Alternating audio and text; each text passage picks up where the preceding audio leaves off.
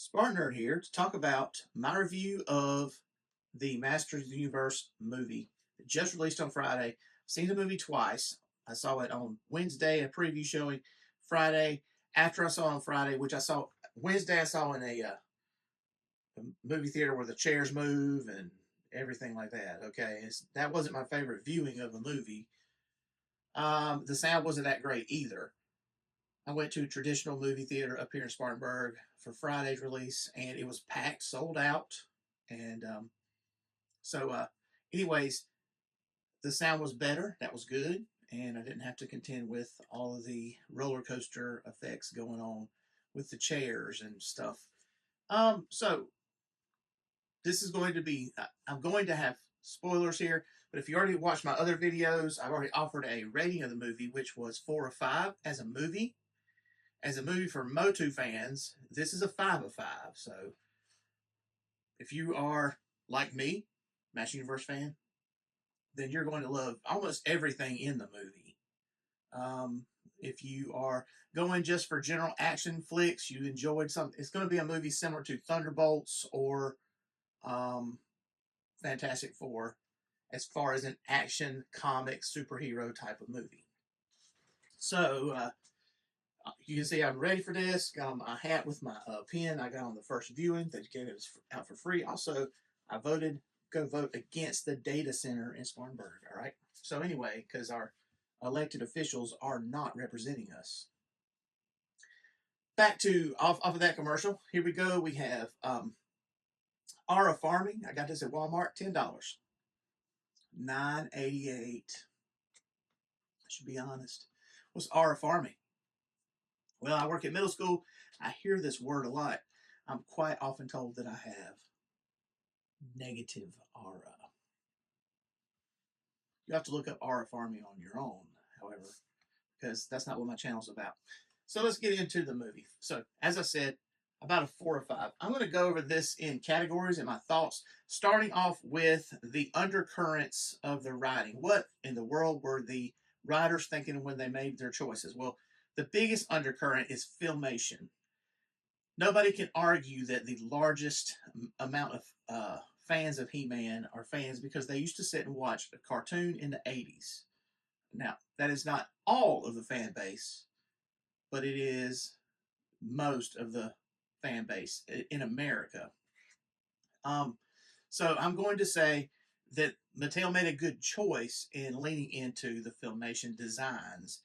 So they stuck really, as far as design of characters, look of the movie, they really did stick to filmation designs or toy designs, or kind of both. I'm just thinking about Beastman crawling around. He had this it was a point to see it, this like necklace that's a star. Nobody knows what that's about. It's just part of the toy. They didn't explain it. They didn't have to. It's part of the toy. And he's wearing that, and it's very obvious and conspicuous. Well, that was in the toy design. It was also sort of on the filmation design, if you remember. They kept all of those kinds of things there. Now, some of the actors don't necessarily look like the character in some cases, but that's okay. It's a modern age, a modern movie, and we can change anything about it, really. In the age of Hamilton. Okay, so moving on. The European fan base is addressed. So that's part of this. There is also there's some 87 movie references, newspaper references, newspaper comics, which I've never seen in the wild. I do have the collection. I'll talk about that later. The mini comics, Mini Eternia is in there a little bit. But something else about this, especially on the filmation inspiration. The movie is very meta. It's self-referential. It knows the audience, knows the content, and will laugh about it. That is something I think. I haven't seen anybody else's reviews. I've just seen what some people have said on Facebook and stuff. And some people are like, this is divisive, this is whatever. No, any comedy in the movie is actually, it's designed to be that campy style of, what you saw on the 80s cartoon. What they're doing is they are exaggerating it a little bit, and making it more for a movie. This movie is not the serious kind of story the '87 movie was, or any of the recent properties like 2000X or the Revolution Revelation cartoons. Those are all very serious. They're jokes, but I mean, they're just they're focusing in on the plot and advancing the plot and the conflict between the different parties. But this movie doesn't lose that violent action component. Skeletor really is scary. Jared Leto, I'm going to say, steals this show. Even though he's not, it's just his voice. But Jared Leto's Skeletor is really what makes this movie work. I mean, the other cast and characters do too. Obviously, Idris Elba, whatever. But in this, since I'm talking about the tone of the movie, Skeletor sets it, and he is cynical and but also he's also powerful.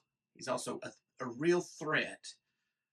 But in his it's just like in the 80s or whatever. It's like it's baked in. His insults and things are baked into whatever's happening. There might be a moment or two where maybe it was a little too self indulgent, but it's a movie that's aiming to an audience that knows the content. So that has to do with it. All right, so I'm just going to move on to keep talking. What about the filmation, the color, the designs? I'm looking at Freeform on my phone. I did notes on Friday night after and wrote all this stuff down. Designs, yeah, the campy humor, all of that would be filmation. Uh, so European influences. Goat Man is a European only character. He was in some of the storybooks and stuff. Also, the newspaper. So there's a strong female character named Deanne.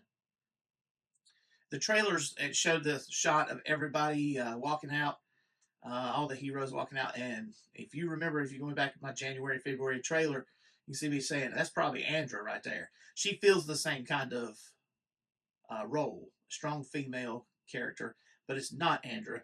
It's Deanne, a character from the newspaper strips. And I've read a couple of those stories. They're pretty hard to read, just because it's just a really slow story.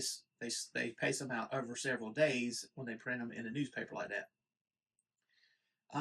So I was like, who is this? When I looked it up, she was in the newspaper. I may have read her. I had forgotten her. To somebody, that's their He-Man, though. They didn't never watch the cartoon. They only looked forward to it in the newspaper comics, which went on far after filmation was over. 87 movie does have this movie does have Dolph Lundgren. It does have Karg, and it has Pig Boy, Pig Boy. And at the opening of the movie, Prince Adam is on a date with a girl named Julie. Now, the second time I watched the movie, Julie was Courtney Cox's character in the '87 movie's name. All right. As I watched it the second time, I was looking for a Kevin somewhere. I didn't find any Kevin still. That he might be in there. I don't know. I'm going to talk about the relationships of Adam, the main character, Nick Galitzines, Adam Glenn, and his relationships to the other characters in the movie. I'll start with his Earth relationships, then I'll talk about his Eternian relationship. All right, so first of all, the characters we're talking about here are his boss, Julie, his date at the beginning. We're talking about his roommate, his classmates as a child, Dolph Lundgren, who is never named, but it's him. All right, we didn't have to have his name called out, did we? Nerds, a guy named Doug, and police. All right, so nerds, a guy named Doug, and police are really extras, right? The boss, Adam's looking for his sword. That's the plot of the movie. He was sent there in a battle at the very beginning of the movie. He's telling Julie about it at a restaurant. She just leaves him. She ghosts him, and it was after he was telling her about his sword, and he was trying to find his sword. Okay, at work, he's looking for the sword on work time, and the boss busts him for it. She says, sword things, nerd things, and sword things, or something like that. You can look at that on your own time. Don't look at it at work. Looking for weapons at work will get you fired. So you got the boss, the roommate. When he comes in, he's getting fussed at, whatever, a little bit, but it's not bad. This roommate is like watching a romance comedy or something like that and crying. And when Adam walks in, he's like, "Oh, I'm sorry, I didn't mean to." So, uh, let's see. There's a clip of him as a child. He's supposed to draw a picture of a historical figure. He draws a picture of a Ram Man. Everybody laughs at him. He's like, Ram Man is a historical figure. He is for all of us, right? He goes to the gym and he's trying to bulk up, but he's wearing a pink sweatshirt with a kitten sitting in a teacup. All right. And he's struggling to lift weights, and Dolph Lundgren, he asks him something. Dolph Lundgren gives him something really like, you need to get behind yourself, an inspirational speech. Get behind yourself.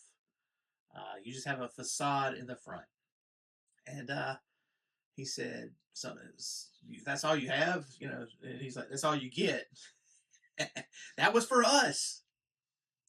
Mattel wasn't going to pay out, or whoever was going to pay out whatever his fee was to get more than a blurb, I guess. But he does say, good journey. I like Dolph Lundgren. He's an action icon, right? Action is Drago from the Rocky movie and He-Man are his two big roles, and then Aquaman and some other stuff later, right? But his 80s roles. Let's see. When Adam goes to the store to get his sword. Now, this is worth talking about.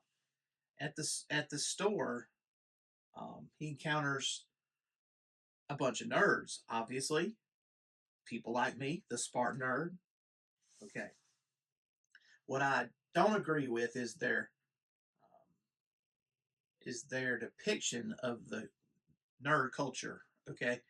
It's like Adam goes in that place and everybody's afraid to look at anybody. They're standing there quiet and they're looking at what they want, but they're acting like they're doing something they're not supposed to do or something that will be criticized by society.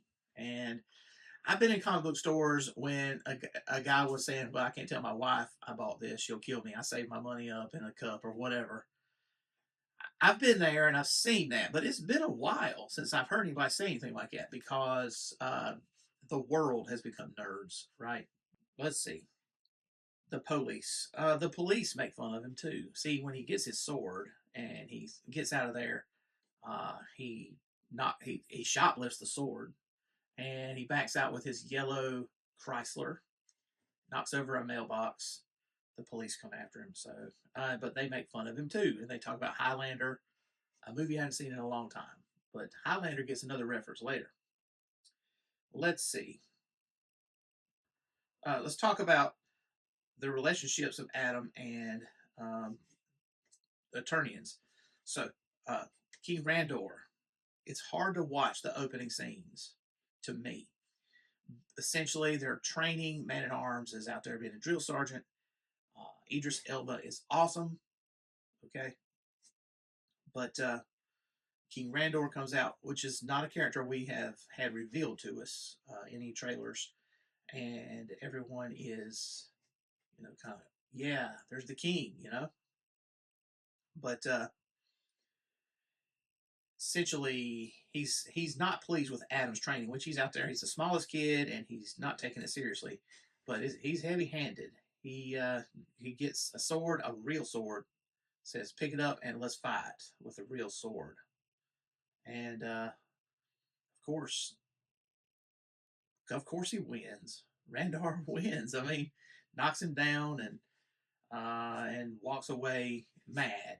And Man at Arms gives him a little pep talk. Hey, he's gonna try to look at you. This isn't it. But you can't just lay down. When you get knocked down, you get back up. Right?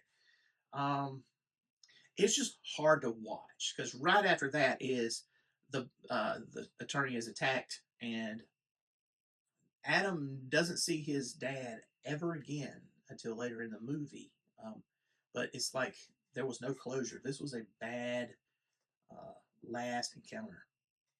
This emergency situation where Man at Arms is rushing everybody to Castle Grayskull, where they will be the family there, where they'll be protected apparently, but they don't make it. Only Marlena and Adam makes it. So what else? Marlena, we don't have a lot here. I mean, she doesn't. She's not this motherly figure. But we don't have that much dialogue. She is looking out for Adam's safety. She mentions to the sorceress, who doesn't say much either in this movie. All right, he mentions the sorceress, send him to Earth, where I'm from. That's lore right there. Marlena was from Earth. Tila, as a child, is bigger than him, and she seems like a good friend. Seems like a good friend. Dion pushes him over, knocks him down, just is a bully to him. Deanne, and Cringer. When you watch Cringer, it's a little bit like watching the Simba on The Lion King. The CGI is kind of similar to watching Simba roll around and play. It's a lot of the same kind of stuff as Baby Cringer. Now, Cringer talks, and we only really have Cringer until the very end of the movie. He actually becomes Battle Cat for the last scenes of the movie. So, let me see. My Freeform app is acting up. Um, Later in the movie, Duncan it becomes a drunk. So we have a drill sergeant. He gets defeated by Trapjaw. Um, then he, uh, later when we see him, he's passed out drunk. Everything he has to recover. Then Adam sees him as a mentor, and then finally he comes back at the end, right? Um, Talking about King Randor. So after 15 years of not seeing him, he's grateful to see his father again, and they have a little conversation. And Randor is, old and tender, happy to see his son, but it doesn't last long because he mentions his regrets and everything. But then we have the turning point of the movie. Before I get into that, I'm just going to talk about some other things. Lightning in my area. Let's talk about the good guys here. These are not part of the movie until Adam returns to Eternia. I mean, they're in the battle scene at the beginning, but you don't have any character much. Fisto seems to be their leader. In the absence of Man at Arms and Randor, looks like Fisto is the leader now. We have Ram Man, Mechanic. Ram Man is very skeptical of Adam. Mechanic is what seems like the least confident of the characters. Roboto's a girl. Moss Man is way underpowered in this movie. That if you know about Moss Man outside of Filmation, really, if other depictions, he's basically the plant god, and his powers are older than Grayskull and stuff. This movie, no. All right, he's just kind of an extra, and guess who gets toasted first? Moss Man gets toasted. Let's see. There's NPCs, good guys. Okay, so there other good guys that we see. We don't see Rio Blast or Extendar. We don't see these people that you might see in such a movie, right? I mean, we don't have any Buzz Off. We don't have any. We don't have any of these people.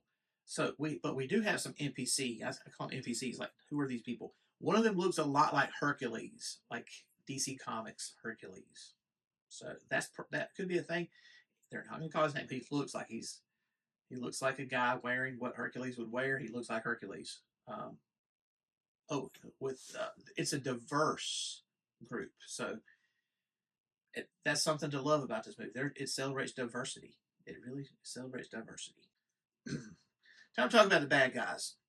Skeletor. I already mentioned Skeletor and Jared Leto's Skeletor and how good I think it is, but it's all voice acting. We never see Jared Leto. I thought there might be a Kildor scene or something, but there's not. Okay, we get nothing like that. In fact, we give no motivations for Skeletor to be evil. He's just evil. And the movie even says it a couple of times. Tila says it to Adam. He has a skull for a face. That explains it all. Do we even need more than that?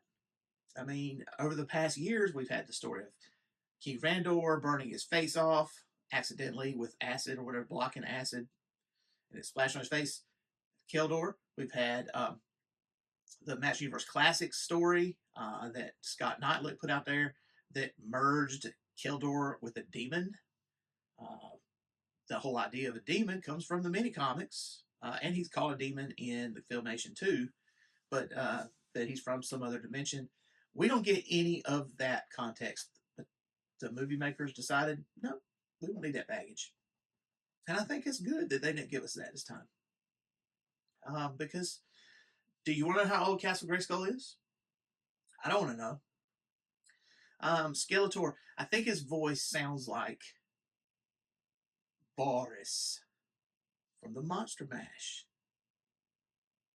It, after watching it the second time, obviously there's a lot more dramatic dynamics going on here, but after watching it the second time, I was like, who does he sound like? That's who he sounds like. And it's a similar humor to that voice, really. I mean, it was said that the makers of the original cartoon were surprised when Alan Oppenheimer gave Skeletor this whiny, nasally sound because he was a skull face. They figured he would sound like Satan, some dark, evil voice. Evil-Lyn. So Alison Brie is Evil-Lyn, and I just feel like she is. If you watch the show Glow, Glamorous Ladies of Wrestling, a good show. But if you watched it, then you've seen what she can do. That show shows her as of course, she's a real human. She's portraying a character who is portraying a lady wrestler in the 80s. So you're seeing an actor pretending to be an actor. So that's what you get here. You see her wrestler that she was portraying. Some of the things she says and stuff, the extra drama that she has when she's presenting herself as a wrestler to the audience, things that she says when she beats the Liberty Bell or whatever, because she was the Mad Russian, something like that. It's the same kind of bravado that she has when she talks to Skeletor. Now, Skeletor treats her like dirt. She even says in one scene, she says, uh, you have your Havoc staff, your Bone Throne, you have me. The way she said it, that I don't know. It's she regrets. I don't know that she has any real feelings for Skeletor, and maybe she did when he was Skeletor. We don't get any of that. Okay, all we know is that he's mean to her. Now, in the '87 movie, we had a scene where Evil-Lyn was looking in Skeletor's eyes, Frank Langella and Meg Foster, right? And it's almost like a romantic moment. But in that movie, he ends that by threatening her and giving her instructions. This movie, Skeletor, like he burns her like with his hands. Like, he touches her face and burns like right here. He does that a couple times to her. Also, something else about Skeletor. This is the first time I think ever we've seen Skeletor sleep. Pig Boy scene is they open up something that looks like the Great Eye of the Galaxy, actually. And he's laying there on what I guess would be a mortician's table. And he has a silk sheet draped over the top of him. He's all armored up. There's nothing like that. No nightgown going on here. But Pig Boy just removes that thing, all gentle and everything, being a good servant. I think that's the first time we've seen Skeletor sleep ever in any media. So originally I recorded like a whole synopsis of the film, but I don't want to do that. Okay, I just want to talk about my feelings of the plot. If you're watching this, you already seen the movie, so I already gave you no spoilers. You don't need me to go over every detail of the movie. I want to talk about my feelings of it, and then I'll talk about the ending because the ending's important. Um, my feeling of what happens in the movie. There is okay. My feeling about it is they've done a good job of capturing Eternia. Okay, The characters, we know who they are. This is the best looking attorney we could have. Okay, we really could have. I feel like they captured the essence of the characters very well. Um, I appreciate the added comedy elements and stuff that they've done. Also, you're used to hearing Skeletor with this like whiny, shrill voice. Instead, now we have this more gruesome voice, which is rich on its own. And Leto Skeletor is the driving factor of this movie. Besides Man at Arms, Man at Arms is the other one. Idris Elba's Man at Arms and Jared Leto's Skeletor are the ones who really take it. Nick Galitzine is a fine Adam, fine He-Man. He's good. He's better than I thought. It actually grew on me a little bit. I mean, I think he's on the small side still. I still think that. Uh, Camila Mendez as Tila, she's pretty good too. But I mean, my different feelings about different versions of Tila. She's not quite as, I don't know. She's okay. The dynamic between her and her father is different because he has become a drunk and she's taken over his place. Not so much by being promoted to the captain of the guard or something like that. It's more of she has to step up in his place. That's a different dynamic there. Idris Elba is just like the best action hero in this movie. Really, I mean, with shooting guns and he's a masculine trope, really, and the whole battle between him and Trapjaw is excellent. It's a lot like something from Terminator 2 or RoboCop movies that I've already referenced in my reviews. I think okay, uh, I feel like Evil-Lyn should have been more of a driving female role than she was. It's just like she's somebody for Skeletor to talk to. I mean, she does have power. She has a little fight scene. I like what she does, but it's a lot like the character of the Russian wrestler, just with Evil-Lyn going on. But when she goes into the mode of I'm going to be over dramatic for a TV wrestler, that's the same move that she does, and her same acting chops that she does as Evil-Lyn. Uh, I think what they did with Roboto, I was shocked when Roboto started talking. I was shocked. Um, I just didn't see it coming. I've seen the designs, and it's more of a 2000X design. You know where you don't see the gears inside, and it's bigger and everything. Um, and I mean, but when it started talking, it was a girl. I was like, what? But I'm not against that. I'm not. I'm just saying. I just didn't expect it. And it's nice to see some humor brought to that because usually it's portrayed as a chess playing robot that has wanted to go and join and be one of the masters fighting against evil. So, and they changed it so maybe it was that a bot fighting against evil, and Man at Arms programmed it to be a maid. Interesting switch. Let's see. I wish Triclops had more to do in the film. He's a good spy. He's a mercenary warrior. The action figure that they're selling just comes with a gun. I'm like, why would I even? Why would I have a Triclops figure. I don't want another one that just has a gun. All right. I don't see the point. I'm going to drink some Monster Energy on that one. It's late in the day at this point, right? Been a lot going on today. Um, and the sorceress don't have a whole lot to do either. Wish we got to see more sorceress, more Castle Grayskull. My feeling is Snake Mountain and Castle Grayskull don't carry a lot of weight. The palace seems to have the most weight of a location in the movie, besides places where Adam worked. And it's just because there's just a lot more dynamic between the different characters and their relations rather than um, a lot of science fiction stuff about or mystical fantasy stuff about Castle Grayskull or Snake Mountain.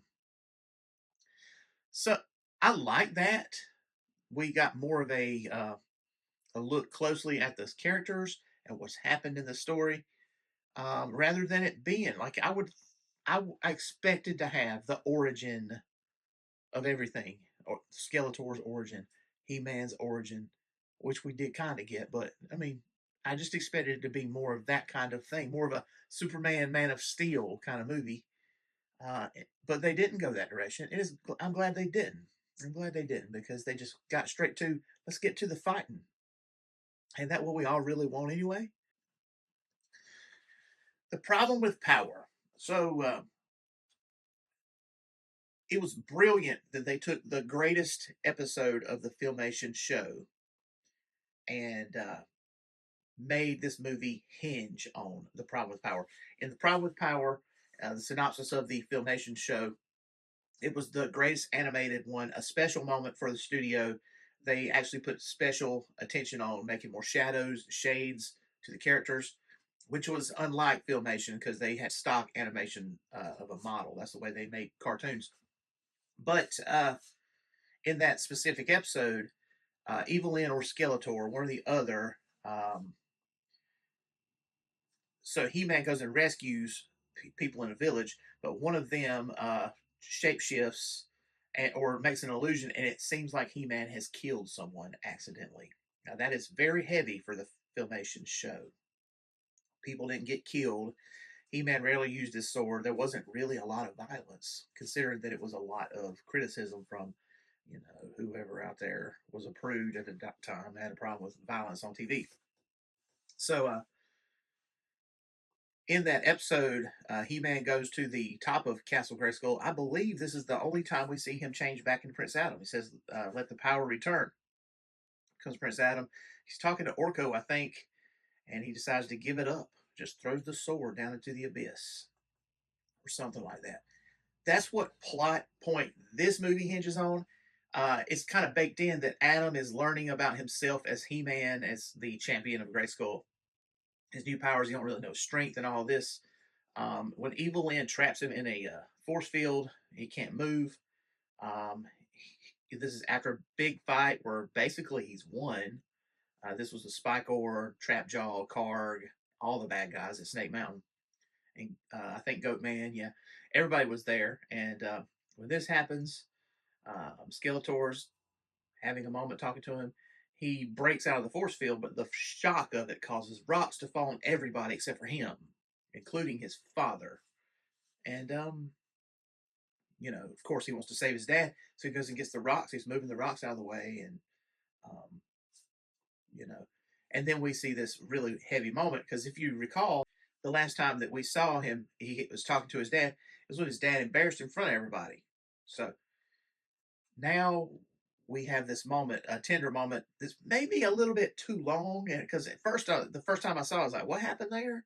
But the rocks fell on everybody except for He-Man. That's what happened. Uh, so, um, so when once he gets Randor out and they talk and everything, and Randor says, "Who did you think I wanted you to be?" and or whatever. He wasn't saying he wanted to be somebody besides Adam. This is a moment though. It's kind of like the problem with Power because now we have uh, He-Man talking. He's upset because he actually caused this, maybe inadvertently, which is the exact same thing happened in the Filmation show, and to transform him back into Prince Adam. Of course, Skeletor, being magic, I guess, was able to actually escape and was listening in on all this and clocks him on the back of the head with the Havoc staff. Next time we see He-Man, he's in jail as Prince Adam. I felt like this was a masterful use of some source material. Maybe only the SpartanNerd got that, but that was the problem with Power. Plot point baked into this plot, and makes a good turning point for the movie. So my favorite part of the movie was the moment that Skeletor is reading Adam's mind. So he's reading his mind, and he goes and he sees Adam back in his Earth environment. And these are brief clips, but Skeletor becomes someone that would be in Adam's memory. So the first one is the gym. He's in there struggling to lift weights. It looks over where Dolph Lundgren was, and now it is Skeletor lifting weights, wearing a hoodie. I love that. I love that. Next is he's on the date with Julie. You see Julie, they're talking about attorney or whatever, and you look up, it's Skeletor sitting there wearing something you wear on a date, right? Some fancy clothes. Drags him out. Next, you see him at work, um, and the boss is saying something to him. He says, I have a performance review with Doug. Adam looks over where Doug was by the copier earlier. It's Skeletor wearing a professional suit and drinking coffee. That's my favorite part of the movie. I think Jared Leto nailed that scene. It makes Skeletor hilarious, but it also is adding something else because Skeletor is getting into Adam's mind, and that's something new too. I heard someone say it was like action figures fighting in a movie for 2 hours. That is a good thing, in my opinion. It's not bogged down in the details. We can all fill in the details. We can read the associated comic book that's going to come out with it. We can later on look at the storyboards and talk to is his name Travis Knight at the Comic Con conventions, and we'll hear all about all of this stuff later on. It's in the background. On the film, we have action figures fighting each other. We have He-Man, we have Skeletor fighting each other. We needed a little Panther. We needed Merman. We needed Stratos. We don't get those, but we're saving those for the future, for the next Master Universe movie, right? So let's talk about the ending of the movie, post-credit scenes, and what's going to happen in the future. So the ending scene, it says 6 months later, you see Zor flying around. This is the same picture of Zor flying around that we've seen in the trailer. So that was from the end of the movie. It comes overhead. There's like a celebration shot, and there's all these little tents around the circle. Guess what that is? That's Mattel's symbol. All the characters, including Adam, are now dressed in their best toy-looking outfit, and they're all talking and jokes about what their their names are. You know, Fisto and whatever. You know, they start talking about that. But this is when he says his name for himself is He-Man. They get word that Avion is under attack. Avion is Strato's place. So him and Cringer run off. They're like, why are they running off? That's what he does. And they're like, we don't have to look at him. Let's look the other way. He transforms into He-Man. This is the only time that we see Battle Cat. We don't see a transformation again. We see him running out on there. This is the kind of promotional poster you're seeing out there on Facebook. He-Man sitting on Battle Cat. And it looks cool. They fixed the helmet. Thank goodness. The helmet that they gave us with the toy looks like this, which looks like booty cheeks. That's what the kids would say, booty cheeks. I mean, to me, these flat parts are like PlayStation 1 graphics. All right. They fixed it so now it looks a lot more classic like this is supposed to look. Not exactly like this, but it's a lot less bad as this. Okay. So, anyways, yeah, I keep Battle Cat close on all the time. All right. Post-credit scenes. One is actually the credits look really good. They're animated. This is a lot like the Marvel movies where you see sort of the comic version and the credits are going and they look good. There aren't that many credits. I'm surprised at how small the credit list was, and it didn't take long. You can find the soundtrack for the credits rolling on Apple Music. It's like 4.5 minutes. It's not much credits. I mean, the credits roll fast, but flash fast, I guess, but not that many. Anyways, Orko with the moral. The moral is guys with muscles are heroes, and guys with skull faces are probably the villain. It's something like that. Second post-credit scene is She-Ra. So this is the way this goes down. Man-at-Arms and Marlena are looking out over the bridge, talking about the children. She says, I just wish I could bring both of them home now. Or I had both of them home. And then it cuts to the sword is raised up, coming down. You see the jewel. It goes down, and you see the winged hat or something like that, the winged helmet, the tiara, whatever tiara, what do you call that?